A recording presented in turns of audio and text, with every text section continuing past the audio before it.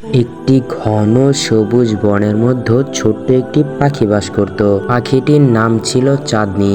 সে ছিল খুব সুন্দর, তবে দুর্ভাগ্যবশত সে উড়তে পারত না। অন্য সব পাখির মতো ডানা মেলে আকাশে ওড়ার স্বপ্ন দেখলেও তার ডানায় ছিল ছোট্ট একটা ত্রুটি, যা তাকে উড়তে দিত না। চাঁদনি যখন ছোট ছিল তখন তার মা বাবা তাকে সান্ত্বনা দিয়ে বলতেন, তুমি বিশেষ, তোমার অন্যরকম গুণ আছে। কিন্তু দিন দিন সে বুঝতে পারলো অন্য পাখি যখন মুগ্ধভাবে আকাশে উড়ে বেড়ায় তখন সে মাটিতে হাঁটতে বাধ্য হতো।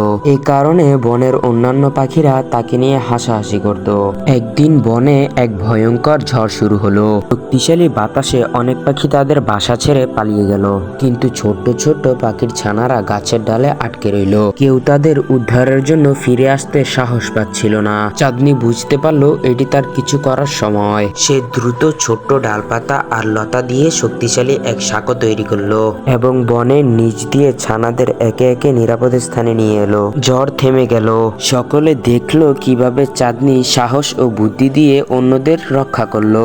যারা একসময় তাকে নিয়ে উপহাস করত তারাই এবার ধন্যবাদ জানাতে এগিয়ে এলো। তারা বুঝতে পারলো উড়তে না পারলে ও চাঁদনির মনে ছিল অসীম সাহস ও উদারতা। চাঁদনির গল্প থেকে আমরা শিখতে পেরেছি আমাদের সবাইকে স্বতন্ত্র যোগ্যতা ও ক্ষমতা দিয়ে তৈরি করা হয়েছে। প্রতিভা বা শক্তি শুধু বাহ্যিক বিষয় নয়, মন ও আত্মার শক্তিই আসল।